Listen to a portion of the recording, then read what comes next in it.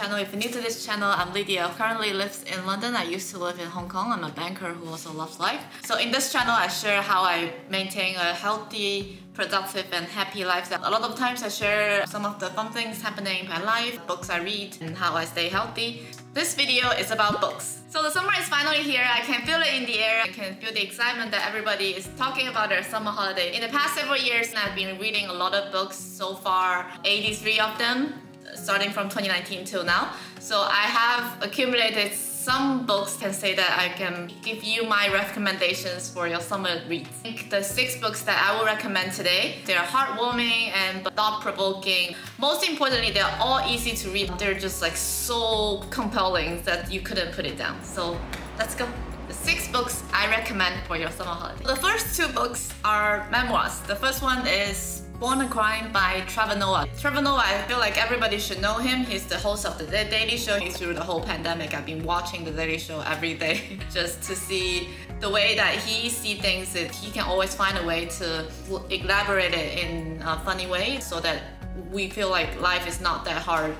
When I picked up this book, I thought it would be somewhat sad and bitter because it's about himself born as a crime in the age of apartheid in South Africa, but it's not like that. It's reading this book is like watching him on television and watching him in one of his shows. I don't even remember how many times I burst into laughter just out of the blue because the book is so interesting and funny. It's not just all funny, it's also very profound the way that he conveys a lot of ideas, the way he has been brought up, and also the way he sees through life of all those abuse, segregation. But from his mom's love and the way he's raised, he's able to break through the poor cycle and he has become one of the most successful comedians. Nobody see it coming maybe when he's a kid, but I think reading this book, we'll be able to figure out why. One of my favorite quotes from this book is, "If my mother had one goal, it was to free my mind." The second one is this one,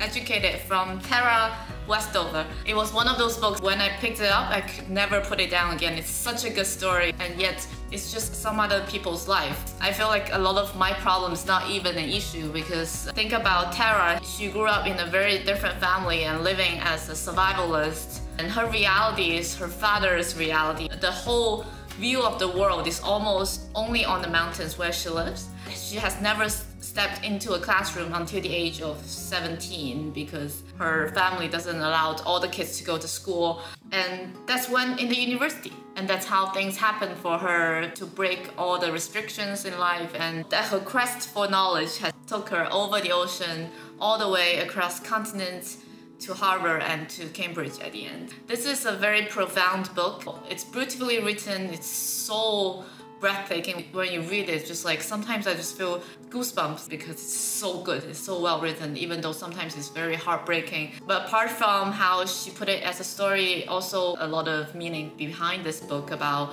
how powerful education it is for the opportunity that a woman can gain in the society. From one of her interviews, she said, education maybe is less about knowing more than someone and maybe more about knowing someone, really knowing them, who is not like you. I think that's what I learned from education, also from reading a lot of books as well. There's a lot of things that gives me perspective. So one quote from this book, I called on her and she didn't answer. She left me. She stayed in the mirror. The decisions I made after that moment were not the ones that she would have made. They were the choices of a changed person, a new self. You could call this selfhood many things: transformation, metamorphosis, falsity, betrayal. I call it education. So this is the moment that she finally break all the restrictions, all the image that her family put on her, and she make decisions after that moment all for herself. So after 2 memoirs, the next book is a little bit about knowledge and about the world. It's Factfulness. I discovered this book long before I actually had the guts to pick up this book. And back then I wasn't very sure about reading books. I thought if I picked a book that's very difficult to read, I wouldn't be able to finish it. So from the cover of the book, it seems like too nerdy for me. It turns out it's one of my favorite books, and no matter who I recommend this book to, they love it as well. If you haven't read it, you should definitely read it. It's a book about 10 factfulness rules of thumbs. It will change the way that you see the world entirely. And more so because of the energy and the vibe author himself bring it to the book. He actually wrote this book at the end of his life when he's fighting cancer. You couldn't feel it anywhere in the book until you figure it out at the very end chapters. I think it has something to do with his attitude towards life, and I think we should all learn from him to just be a little bit more optimistic, but also at the same time understand how the world really works. One of my favorite quotes is, "It's the people, the many, who build the society." The fourth one is Think Again by Adam Grant. I've also talked about it in one of my book club series last year, but I think it's just so good and so easy to read, and also it provides so many different insights about how we can view life differently. If you have some time over your summer holiday, it's a nice read to reset how you think about the world. It is one of those books last year when I don't know where to go for my life, provided so many insightful information. I feel like it's like a therapist, a teacher, a mentor for me.